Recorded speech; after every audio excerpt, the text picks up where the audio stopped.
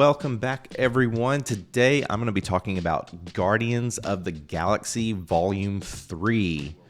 So, if you're new to this channel, hi, my name's Luke. I love talking about movies. If you've been here before, welcome back. Thank you so much for supporting the channel. So, outside of doing this, I also do a podcast called The Agents of M.A.C.E. We are Marvel's ace content enthusiasts, and so I'm going to try to keep this as spoiler-free as I can, but once we get our podcast out, we'll be going into a lot more details here. So, I am a big Marvel fan. I've enjoyed pretty much all the Marvel movies, some more than others. Guardians was something very new to me. I was not familiar at all with the Guardians of the Galaxy, so I pretty much went into the first movie blind, not really looking into these characters. I just wanted to kind of go with a new experience. And with the first movie, I was really pleased with it. I recently rewatched 1 and 2, and man, I forgot how much I just loved the first movie. It's definitely I believe it's within my top 5 rankings, and still holding strong. I just really appreciated, it's weird because it's like almost this darker toned movie with all these new characters, and the humor is just edgy. As we've progressed with the Guardians, we definitely kind of get more of this brighter look on them. But we'll definitely go into Volume 3 here in just a second. So we do have James Gunn back writing and directing this one, and this is essentially his send-off of the Guardians, at least from what we know, that this is probably the last Guardians movie that he'll be working on. So, with Guardians 3, we have, still reeling from the loss of Gamora, Peter Quill rallies his team to defend the universe and one of their own, a mission that could mean the end of the Guardians if not successful. So if you have watched the trailers on this, you know that this is an emotional watch, and we're definitely getting the backstory of Raccoon. And this is one that I think fans have been wanting for a very long time, and I am glad that they did this because it's a very important story, and it really defines him as a character, and I think it really kind of brings the team together in a very different way, in a very satisfying way. But going into Guardians 3, I did have some pretty high expectations, and I would say for the most part they were met. I did have a few issues with this one, so it's an emotional watch for sure. It definitely had me kind of bouncing through emotions, to where a lot of moments I was very happy and excited and laughing, and then definitely pulls on your heartstrings quite a bit. Now, how this was done is kind of where I had some of my issues. I think going into this one, just be prepared that there's a lot of characters, and when you bring in a lot of characters, especially with new characters, it becomes a challenge, and I think that's where I get a little bit mixed on this one. We do have Adam Warlock coming into play here. We do have the High Evolutionary as a new character. And then we also have new characters that come into the backstory of Rockets, because we get a lot of time in that.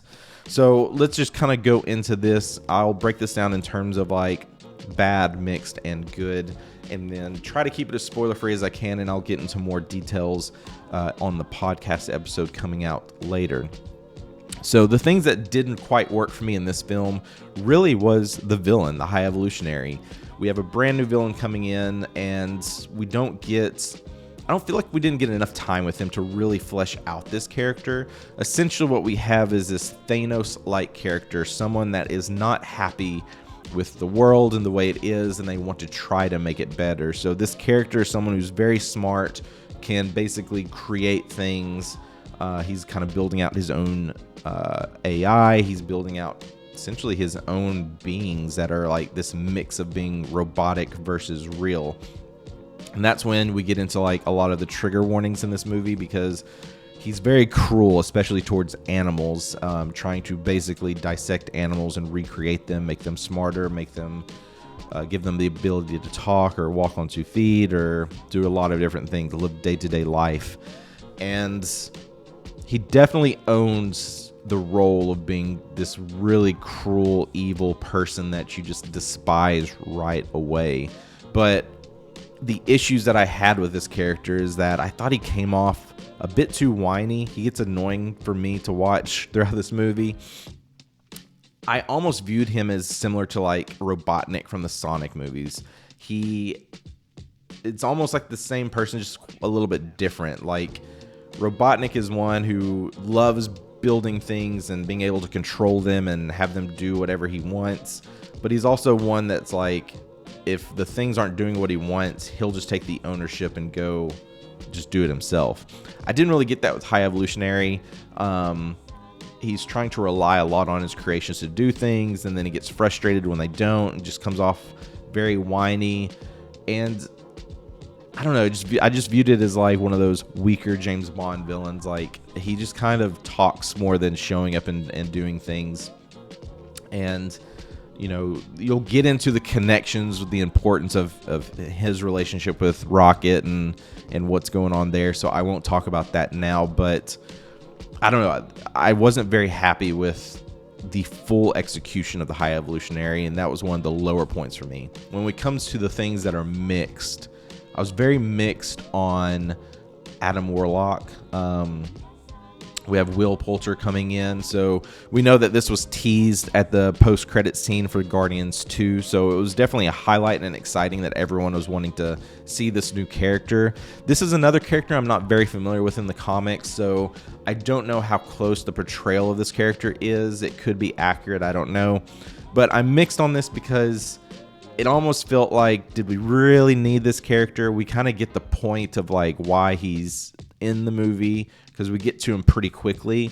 But this is also a character that's kind of in and out. He kind of shows up at very precise moments, and he's there for a little, a minute or two, and then he's just gone, and we don't really see. So we're seeing him in ways that we don't really think about him. He just kind of shows up and goes away, and it's hard to really know like how important is this character going to be in the future of movies, whether we get more Guardians films or specials or whatever. I don't know.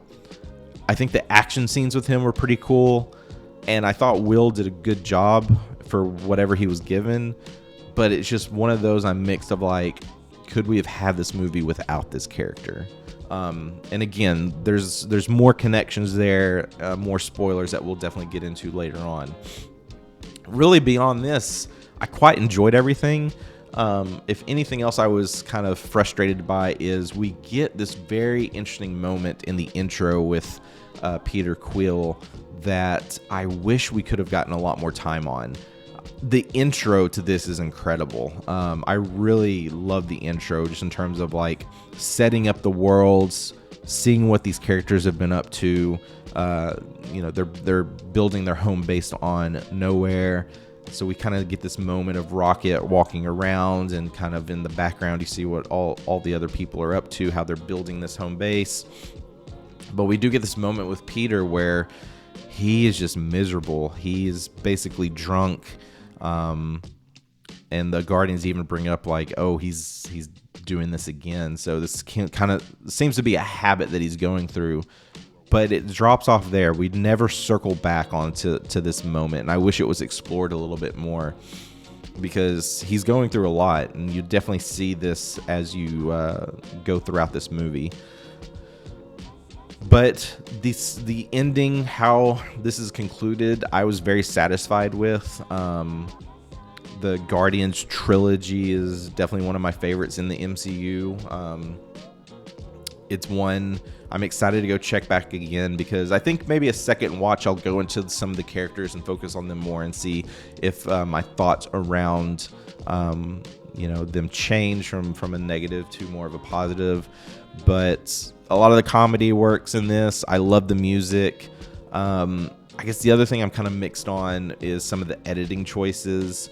This feels very blocky. Like you'll see where like in the music and a lot of the backstory are the highlights, but it's just how the backstory is utilized, because there are moments where it's just kind of thrown in versus moments where you kind of see it when you're with Rocket. So it becomes this moment of like, oh, these are probably memories he's thinking about, versus just kind of put in for the narrative aspect of this. So it's just, I don't know. It's a little weird to me, but again, maybe after a second watch, I can appreciate it more. So Guardians 3, one of my most anticipated movies of the year.